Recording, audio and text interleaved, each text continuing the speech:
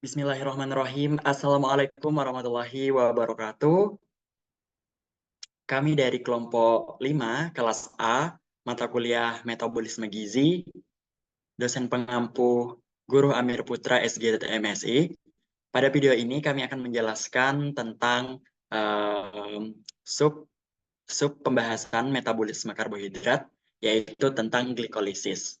Nah, sebelum lanjut, alangkah baiknya kita memperkenalkan diri masing-masing.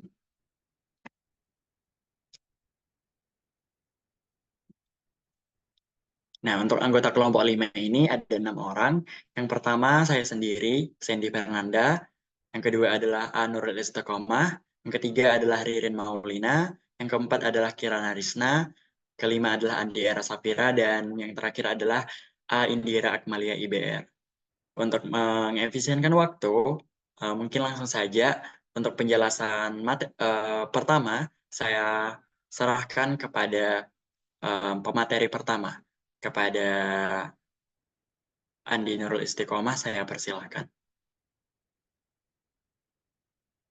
Baik, terima kasih. Perkenalkan, nama saya Andi Nurul Istiqamah. Di sini saya akan menjelaskan tentang definisi glikolisis. Glikolisis adalah jalur di mana glukosa dikatabolisme menjadi pirufat pada langkah awal permadanan energi dari molekul glukosa.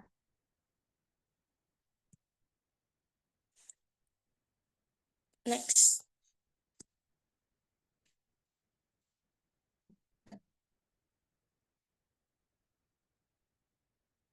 Nah, glikolisis bersifat anaerobik dan karena itu tidak memerlukan oksigen untuk menghasilkan pirufat, sehingga glikolisis akan berfungsi dalam kondisi aerobik ataupun anaerobik.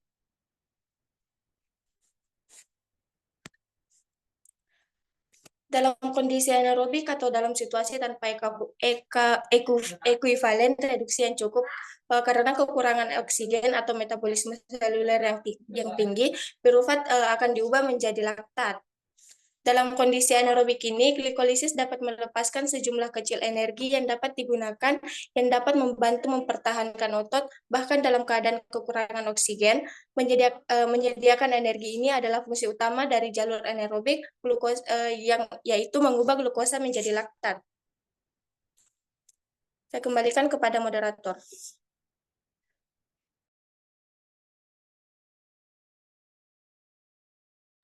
Baik, terima kasih Andi Nurul Istiqomah atas paparan materinya. Nah, teman-teman, ini adalah bagian dari proses metabolisme karbohidrat atau glikolisis. Untuk materi selanjutnya ini akan dibawakan oleh pemateri selanjutnya. Kepadanya saya persilahkan.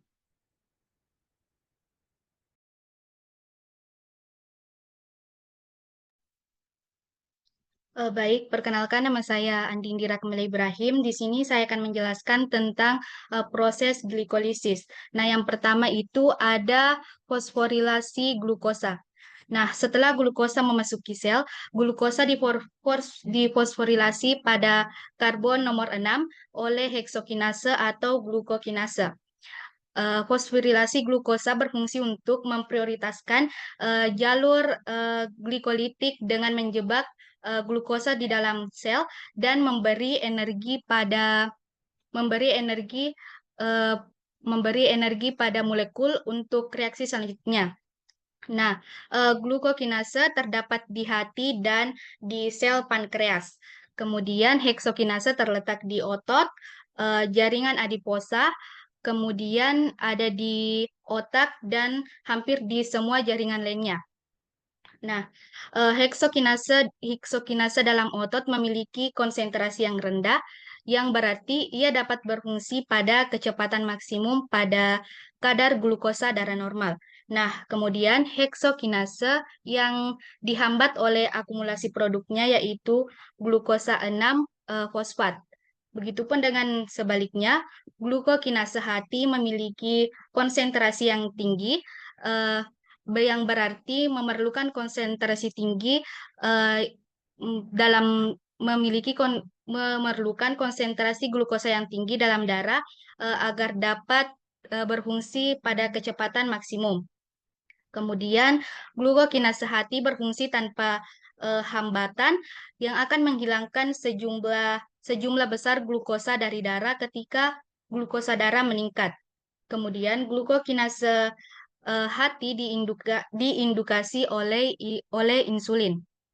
Adapun reaksi heksokinase atau glukokinase yaitu mengkonsumsi 1 mol ATP per mol glukosa. Kemudian yang kedua ada isomerisasi glukosa, di mana isomerase fosfoglukosa atau biasa juga disebut dengan isomerase glukosa fosfat mengkatalisasi pergerakan gugus karbonil glukosa dari karbon nomor 1 ke karbon nomor 2 sehingga dapat mengubah aldosa menjadi ketosa atau fruktosa.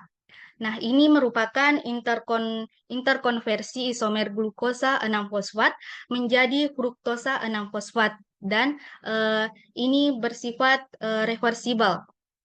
Kemudian yang ketiga ada regulasi fosfroktukokinase, yaitu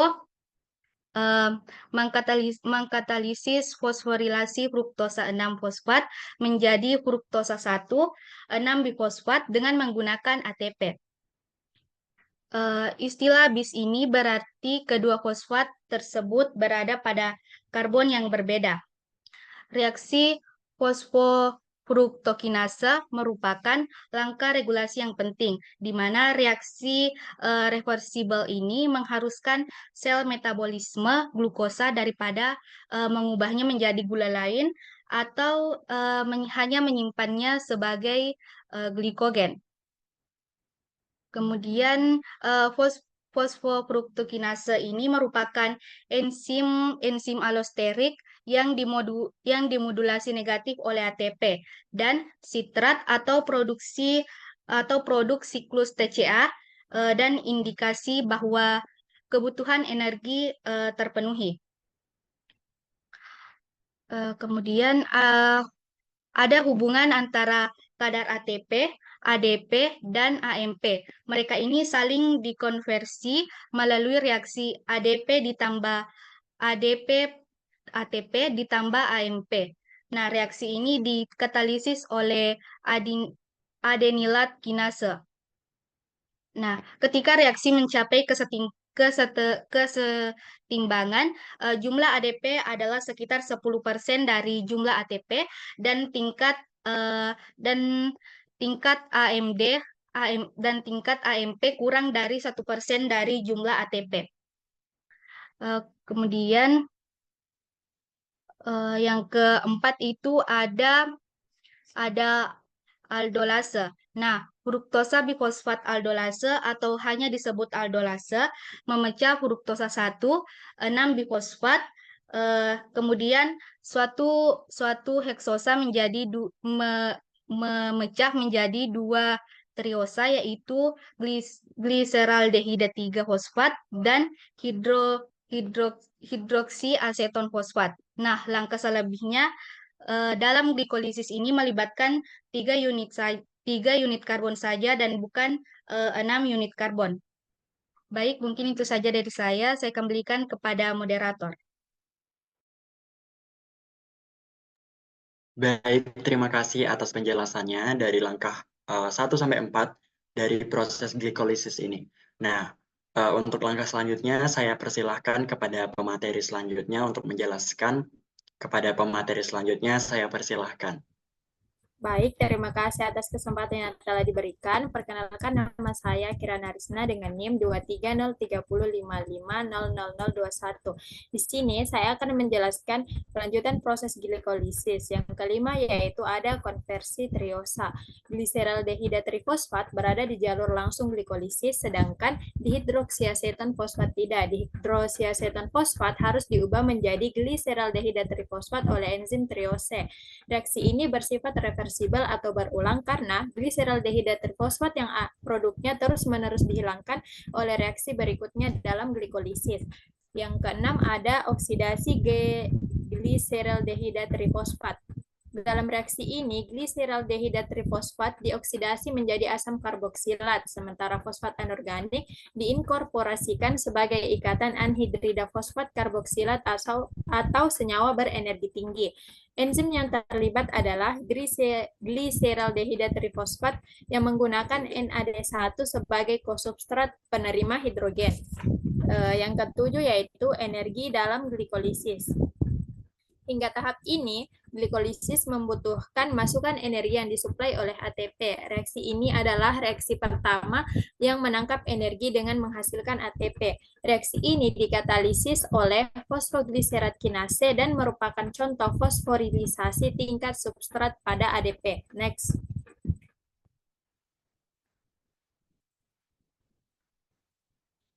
Yang kedelapan ada pemindahan fosfat oleh sipoglikerate mutase. Fosfat gliserat mutase mengkatalisis transfer gugus fosfat dari 3 fosfogliserat dari karbon nomor 3 ke karbon nomor 2. Saya rasa itu saja, saya kembalikan ke moderator. Baik, terima kasih atas penjelasannya dari proses glikolisis langkah ke-5 sampai ke-8. Nah, untuk proses selanjutnya, saya langsung serahkan kepada pemateri selanjutnya. Kepadanya saya persilahkan.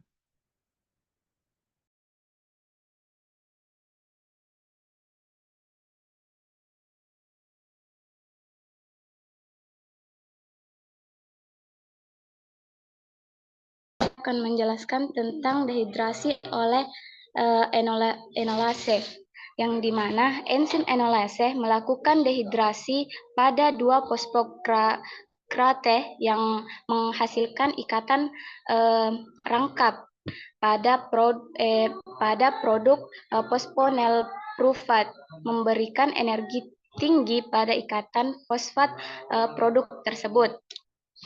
Ke-10 yaitu fosfonilprufat menyumbangkan gugus fosfat, yang dimana fosfat nilpirufat menyumbangkan gugus fosfatnya menjadi ADP dalam reaksi yang dikatalisis oleh pirufat kinase untuk menghasilkan pirufat. Nah, yang ke-11 yaitu reaksi anaerobik laktat, di mana dalam kondisi anaerobik reaksi dehidrogenase laktat mereduksi pirufat yang menjadi laktat sambil mengoksidasi NADH menjadi NAD+. Dan NAD+ yang terbentuk dalam reaksi tersebut dapat menggantikan NAD+ yang dikonsumsi sebelumnya dalam reaksi 6. Dehidrogenase laktat paling aktif dalam situasi kekurangan oksigen, seperti yang terjadi pada aktivitas otot yang berkepanjangan. Dalam kondisi aerobik, pirufat memasuki mitokondria untuk oksidasi lengkap melalui siklus TCA. Pilihan penting ketiga yang tersedia itu pirufat adalah konversinya menjadi asam amino alanin oleh aminotransferase, yang suatu reaksi di mana pirufat memperoleh gugus amino dari asam amino glutamat. Nah, di mana jalur alternatif untuk pirufat bersama dengan fakta bahwa pirufat juga merupakan produk dari katabolisme seperti asam amino, menjadikan pirufat sebagai penghubung penting antara metabolisme protein dan karbohidrat. Nah, ke-12 dan 13 yaitu penyimpanan glukosa sebagai glikogen, di mana ketika glukosa berlimpah setelah makan, hati dan otot rangka dapat menyimpan sejumlah besar glukosa sebagai glikogen. Jaringan lain termasuk ginjal juga dapat mengubah glukosa menjadi glikogen, tetapi dalam jumlah yang lebih sedikit. Akumulasi glukosa 6-fosfat mendorong reaksi menuju produksi glukosa 1-fosfat. yang dikatalisis oleh fosfat glukomutase, yang dimana glukosa 1-fosfat kemudian memasuki jalur glikogenesis dan sebaliknya. Ketika ATP sangat dibutuhkan, reaksi terbalik dengan glikogen dipecah menjadi glikogenalisis. Pada otot rangka glukosa 1-fosfat yang dibebaskan memasuki glikolisis untuk pemanfaatan energi. Di hati, glukosa 1-fosfat dapat memasuki glikolisis atau dapat diubah menjadi glukosa bebas untuk dilepaskan ke dalam sirkulasi sistem temi. Baik, saya kembalikan kepada moderator. Baik, terima kasih atas penjelasannya. Selanjutnya untuk langkah selanjutnya untuk proses glikolisis ini akan dijelaskan lagi oleh pemateri selanjutnya. Kepadanya saya persilahkan. Terima kasih. Perkenalkan, nama saya Andera Safira. Jadi selanjutnya yang ke-14, glikogenesis dan glikogenolisis. Beberapa glukosa 6-fosfat dialihkan ke jalur lain yang disebut jalur pentosa fosfat. Jalur ini menghasilkan zat antara metabolisme penting yang tidak diproduksi di jalur lain. Selanjutnya yang ke-15 yaitu metabolisme galaktosa. Galaktosa makanan seperti galaktosa dan fruktosa segera terfermentasi saat memasuki sel. Reaksi ini terjadi terutama di hati ketika galaktosa pertama kali diserap dari saluran pencernaan. Reaksi ini dikatalisis oleh galaktokinase dan menghasilkan galaktosa 1-fosfat. Selanjutnya, yang ke-16, next.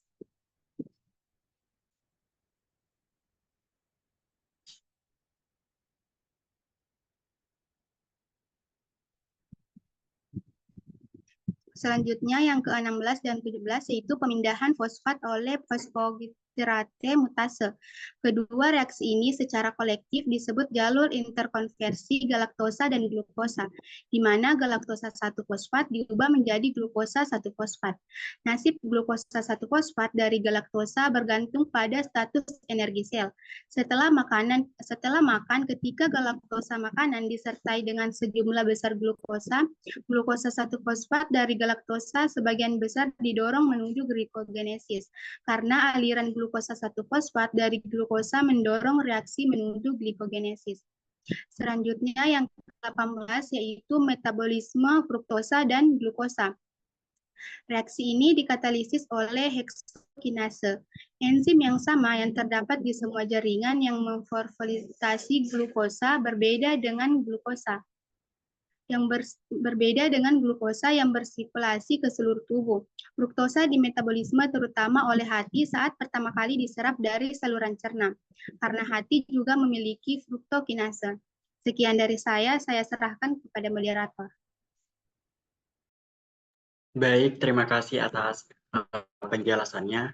Nah, untuk langkah ke-19 sampai 22, saya akan menjelaskannya. Perkenalkan, saya Sandy Fernanda dengan NIM 230305500006.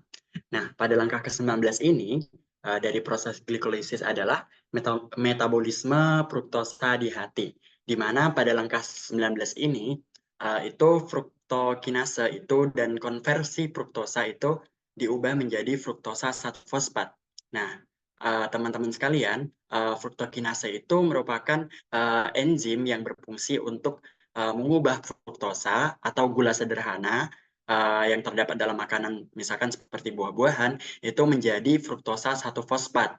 Nah, proses yang terjadi di dalam hati tersebut itu setelah kita mengonsumsi makanan tinggi karbohidrat.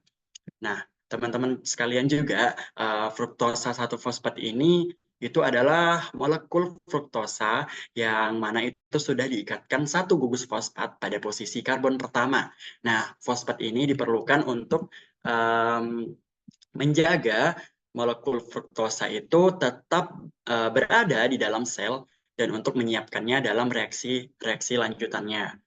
Nah, teman-teman juga, misalkan setelah kita makan makanan yang kaya karbohidrat nih, sebagian besar fruktosa itu kan dicerna. Nah, di mana dicerna itu kan masuk ke jalur glikolisis setelah penyerapan pada usus halus. Nah, proses metabolisme glikolisis itu mengubah glukosa atau gula yang lainnya itu menjadi energi dalam bentuk ATP. Nah, terus juga daripada diubah, mendingan glukosa itu disimpan sebagai glikogen atau cadangan energi yang biasa disimpan pada hati ataupun pada otot. Terus reaksi itu tidak dapat dibalikkan dan dirangsang oleh hormon insulin yang mana itu dilepaskan setelah makan untuk membantu pengolahan gula dalam tubuh. Nah, teman-teman juga fruktosa yang dalam hati itu cenderung mengalami perjalanan satu arah, yang mana untuk diubah menjadi pirupat. Pirupat itu adalah hasil akhir dari glikolisis yang kemudian dapat digunakan untuk menghasilkan lebih banyak energi atau menjadi laktat. Terus yang ke-20 itu adalah pemecahan fruktosa 1-fosfat.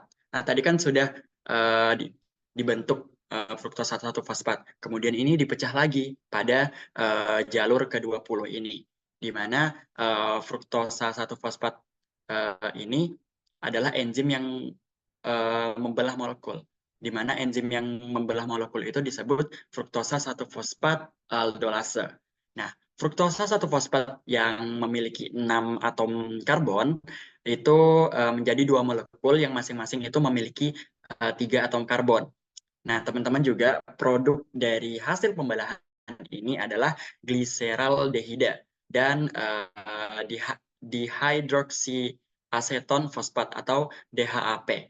Nah, teman-teman juga sekalian harus tahu gliseraldehida itu adalah molekul dengan 3 atom karbon yang nantinya itu akan diubah lagi menjadi bentuk aktif untuk masuk ke jalur glikolisis. Nah, kemudian DHAP tadi atau dihydroxyaceton fosfat itu merupakan molekul penting dalam glikolisis ini, yang mana itu juga bisa diubah menjadi molekul lain agar dapat ikut serta dalam proses produksi energi ini. Nah, yang langkah ke-21 itu adalah fosforilasi gliseraldehida oleh trioskinase pada C3 menggunakan ATP. Maksudnya apa? Maksudnya di sini trioskinase itu kan enzim yang mana itu menambahkan gugus fosfat ke molekul. Kemudian gliseraldehida itu pada atom karbon ketiga, terus juga fosfat ini berasal dari ATP. Nah, ATP kan kita sudah tahu, ATP itu kan adenosin trifosfat atau energi, yang mana itu molekul energi utama dalam sel kita. Ketika satu gugus fosfatnya itu dipindahkan, ATP ini berubah menjadi ADP. ADP itu apa? ADP itu adenosin difosfat. Nah, yang mana itu akan melepaskan energi. Kemudian hasil dari reaksi yang tadi itu adalah gliseraldehida 3-fosfat atau G3P. Yang mana itu adalah bentuk aktif dari gliseraldehida yang dapat langsung masuk ke jalur glikolisis ini. Terus G3P itu merupakan molekul 3 karbon penting yang mana itu untuk memulai langkah-langkah lebih lanjut dalam produksi energi ini. Kemudian langkah ke-22 atau langkah terakhir dari proses glikolisis ini yaitu dihidroksiaseton fosfat itu diisomerasi menjadi gliseraldehida 3-fosfat. Nah, maksudnya di sini trios fosfat isomerase itu kan adalah enzim yang mengubah dihidroksiaseton fosfat atau DHP ini menjadi gliseraldehida 3-fosfat atau G3P. Nah, yang mana itu isomerasi juga itu di sebuah molekul itu diubah bentuknya tanpa menambah atau mengurangi atom, hanya penataan ulang struktur kimiawinya saja. Kemudian dalam kasus ini DHAP dan G3P itu adalah isomer, yang artinya itu mereka ini memiliki rumus molekul yang sama, tetapi strukturnya itu berbeda. Terus dengan diubahnya DHAP menjadi G3P itu fruktosa sekarang itu sepenuhnya masuk ke jalur glikolisis. Nah, dan dari sini itu dapat digunakan untuk menghasilkan energi melalui produksi pirupat yang akan menjadi produk akhir dari glikolisis ini, teman-teman. Nah, jadi kesimpulan dari langkah ke-19 sampai 22 tadi, itu fruktosa yang masuk ke hati itu setelah kita makan itu tidak disimpan sebagai glikogen, tetapi diubah menjadi pirupat melalui jalur glikolisis ini yang kami jelaskan pada video ini. Kemudian pirupat itu kemudian digunakan untuk menghasilkan lebih banyak energi atau dalam kondisi kekurangan oksigen. Bisa juga diubah menjadi laktat. Nah, tahapan-tahapan ini juga melibatkan penggunaan enzim khusus seperti fruktokinase, trioskinase, dan aldolase, serta molekul penting seperti ATP. Mungkin itu saja penjelasan dari kelompok 5 kelas A mengenai metabolisme karbohidrat yang yaitu pada jalur glikolisis. Saya selaku moderator dan teman-teman pemateri yang telah menjadi berterima kasih kepada teman-teman sekalian yang telah menyimak video kami pada sesi Zoom kali ini, dan kepada Bapak Guru Amir Putra, SGZ MSI, kami juga berterima kasih selaku dosen pengampu, dan kami semua dari kelompok 5 izin mengakhiri video ini. Kami minta maaf apabila ada kesalahan. Kami ucapkan terima kasih. Wassalamualaikum warahmatullahi wabarakatuh. Terima kasih semuanya.